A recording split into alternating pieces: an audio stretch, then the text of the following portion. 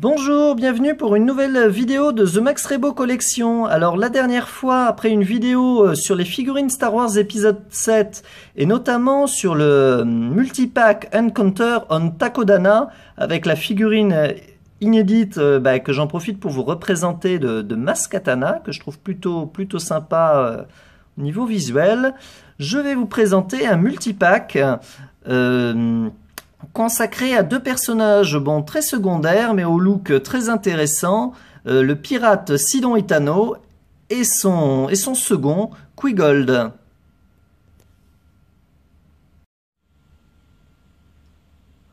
De tous les packs de figurines Star Wars épisode 7 sortis jusqu'à présent, je trouve que c'est l'un des plus réussis, peut-être à l'exception de celui avec BB-8 en exclu. C'est effectivement l'un des premiers pour lequel je craque parce que je trouve que le look des deux figurines qu'il compose est relativement intéressant et exotique. Alors, au dos de ce Battle Pack, vous avez donc un peu de réclame avec un blister que vous voyez pas dans le film, un Chewbacca en armure horrible et alors si là elle est assez sympa, la figurine de Han Solo épisode 7. Vous avez aussi deux petits laïus pour chacun des personnages qui composent le pack. Tout d'abord un sur Sidon Itano qui nous apprend que profitant de l'anarchie qu'a connue la galaxie suite à la guerre civile, ce pirate a connu une ascension fulgurante. Ensuite, son second, Qui-Gold, lui, se charge des affaires de personnel et notamment du recrutement de ses nouveaux membres d'équipage. C'est d'ailleurs vers lui que se tournera Finn et pour fuir au château de Maz Kanata, le Premier Ordre. Bien évidemment, la destruction de la capitale de la Nouvelle République changera ses plans et il retournera à bord du Faucon Millenium et auprès de Rey. Une fois sortis de leur blister, regardons ces figurines de plus près. Alors on va commencer avec Qui-Gold, le second du capitaine, c'est le Gibbs de Jack Sparrow. On est clairement effectivement dans la thématique du pirate. Là on joue avec les clichés du genre, avec cet extraterrestre qui possède sa jambe de bois. Alors là c'est une jambe robotique. L'extraterrestre est plutôt sympa. Moi, j'aime bien le look de la figurine. Bon, comme toutes celles de la gamme, il n'y a pas beaucoup d'articulation, mais le rendu est plutôt pas mal. Les couleurs sont sympas.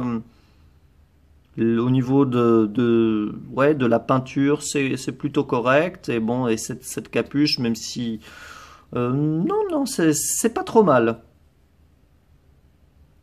Ouais, assez sympa.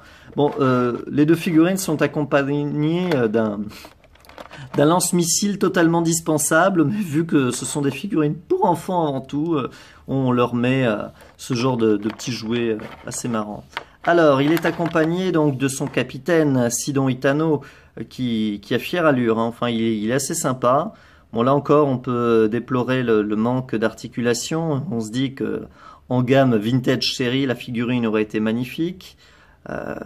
Bon, après, niveau rendu, c'est assez sympa. Alors, vous avez un blaster, donc un fusil là qui accompagne le personnage. Vous avez un petit blaster, alors lui qui est directement moulé dans le holster de la figurine, et ce n'est pas amovible. Vous avez la cape qui n'est pas en tissu, mais en plastique, qui rend plutôt pas mal. Le casque du personnage qui est assez réussi, ce rouge vif pétant est du plus bel effet. Voilà, la figurine est plutôt pas mal. Je dois dire que de tous les extraterrestres sortis jusqu'à présent en figurine, c'est peut-être pour l'épisode 7, c'est mes deux préférés. Je dois dire que leur look est bien réussi avec ce corsaire charismatique et son acolyte.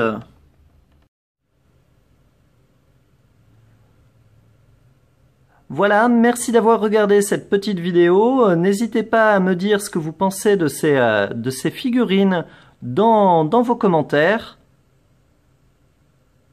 Et pour finir, un petit teaser de ma prochaine vidéo.